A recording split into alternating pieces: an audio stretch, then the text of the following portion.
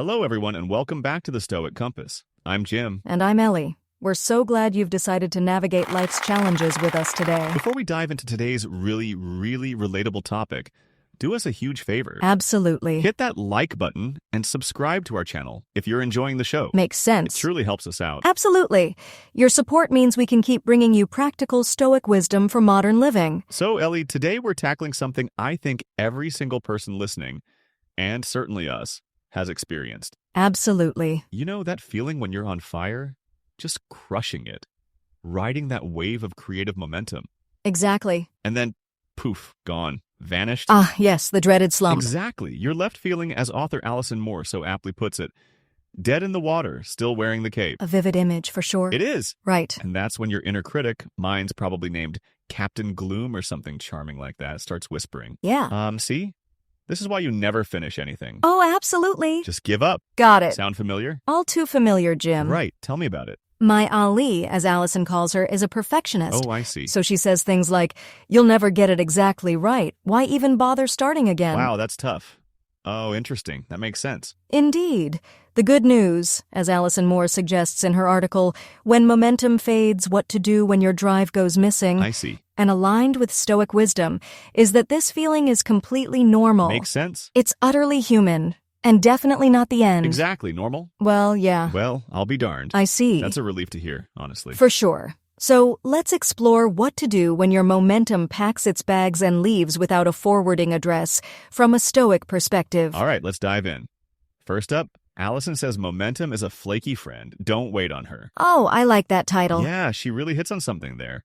We often mistakenly rely on momentum to carry us through. Right, you wait for that burst of energy. Exactly. And it's like that spontaneous friend who shows up, takes you on an epic road trip, and then ghosts you for 3 months. Oh, I know those friends. You just can't count on it to be there when you need it. Exactly, and this ties in beautifully with the Stoic concept of the dichotomy of control, as taught by Epictetus. Ah, the dichotomy of control. My favorite philosophical party trick. Right? We can't control whether momentum shows up. True. It's an external event, a feeling, which is outside our sphere of influence. Makes sense. But what can we control? Our own actions, our judgments, our responses. That's the Stoic superpower. Precisely.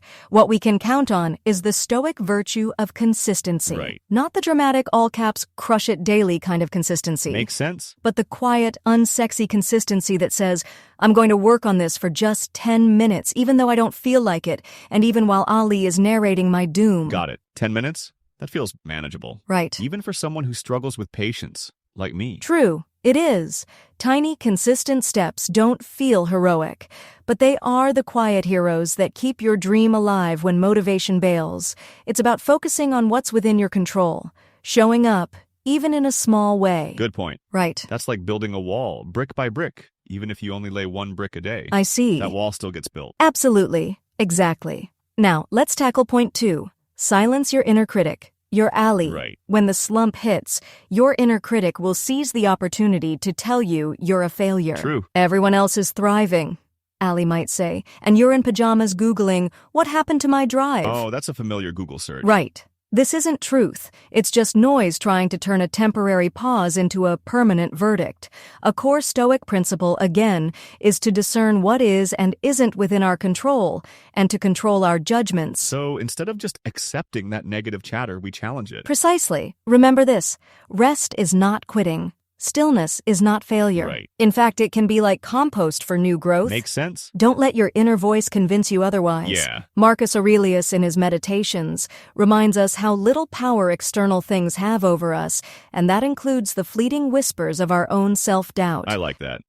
Compost for new growth. Right. That's a good way to reframe it. Makes sense. Instead of beating myself up for resting, I'm just composting. Uh-huh. Now moving to point 3, return gently, no comeback concert needed. Makes sense. When you're ready to re-engage, resist the urge for a dramatic all-or-nothing comeback. Yeah. You don't need a new 17-step routine, protein shakes, or a vow to write 3,000 words a day. True. That just sets you up for another crash. Yeah, I've fallen into that trap. The new year, new me trap. Exactly. Instead, embrace the Stoic idea of gradual progress. Right. Just do one thing, one brushstroke, one sentence. Yeah. One messy little step forward. I see. Momentum returns not with a bang, but a nudge. That's right. Rebuild it gently, like you'd rebuild trust, with small, kind promises kept. Absolutely. Small, kind promises kept. That sounds very stoic. It's about building virtuous habits slowly, isn't it? It is, and this brings us to point 4, let go of the guilt seriously. Right. So what if you lost 3 weeks to Netflix and existential dread? Yeah. Who cares if you stopped mid-project months ago? Exactly. The Stoics taught us to focus on the present moment and what we can do now. Absolutely. Yeah, guilt is definitely quicksand.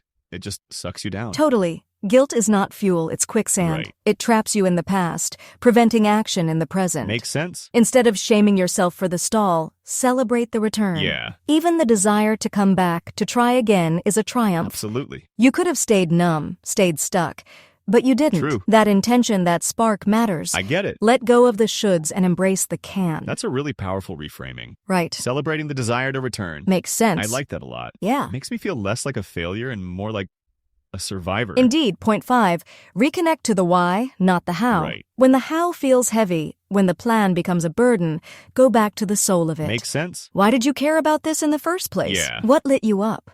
What part of you needs this dream to exist? So, going back to the core purpose, the meaning behind the madness. Exactly. Stoicism encourages us to align with our deepest values and purpose. Right. You don't need a 5-year plan to restart. True. You need a thread of meaning to grab onto. Makes sense. Follow that thread. Let it pull you home. That's a beautiful way to put it. It reminds me of Seneca talking about living in accordance with nature, which includes our own rational nature and purpose. Precisely, Jim. And finally, point 6. Normalize the lulls, normalize the chaos, normalize beginning again. Right. Everyone loses steam. Seriously, everyone. Even the people you admire, the ones who seem to have it all together. True. What separates those who keep going from those who stay stuck isn't brilliance or endless energy or divine clarity. Makes sense. It's just the decision to keep showing up, even when it's clumsy, even when it's just one awkward sentence. So no one's a Stoic sage overnight then? Good point. The Stoic sage is an ideal, a guiding star, not a realistic expectation. Makes sense. We're all on a journey of progress, not perfection. Absolutely. You're not behind. You're alive. True. And that, my friends, is always, always enough to begin again. That's a truly powerful thought, Ellie. Right, it really resonates. Specifically that line, you're not behind, you're alive. Exactly. I mean, let's just sit with that for a moment. Indeed. This framework aligns so well with cognitive behavioral therapy, or CBT, which has strong roots in Stoic philosophy. Oh, interesting. How so? Both emphasize identifying and challenging negative thought patterns. When your inner critic, your ally, tells you you're a failure, CBT would prompt you to question the validity of that thought, just as Stoicism teaches us to control our judgments. So it's not just about noticing the thought, but actively working to change it? Exactly. From a Stoic perspective, it's about applying reason to our perceptions. Right. If you perceive a lull as a failure, that judgment creates distress. Makes sense. But if you rationally see it as a natural part of the process, your emotional response changes. Absolutely. That makes so much sense. It's about changing the narrative inside our heads. Precisely. This also connects to the Stoic practice of Premeditatio Malorum, the premeditation of adversity. I see. While traditionally about preparing for worse things, it also means acknowledging that slumps and lost momentum are inevitable. Exactly. By normalizing them, we mentally prepare ourselves for their arrival, making us more resilient when they do occur. So instead of being blindsided, we've already accounted for the momentum fade in our mental contingency plan. That's the idea.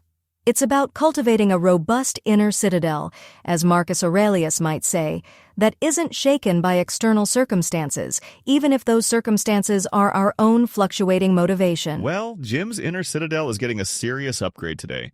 This has been incredibly insightful, Ellie. I'm glad. Remember, your dream didn't die, it just took a nap. Makes sense. It fades when we believe the stall means we're not worthy of continuing. Right. But you are still here, still curious, still reaching. True. And that speaks volumes about your resilience and inner strength. So take a deep breath. Stretch your shoulders. Right. Tell your inner Ali or Captain Gloom to go make some tea. Makes sense. Then take one small, shaky, beautiful step forward. I get it. The Stoics would applaud your courage. Momentum will meet you there. Thank you for joining us on the Stoic Compass.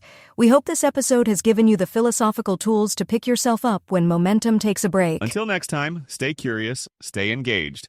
And remember, progress, not perfection, is the Stoic way. We'll see you then.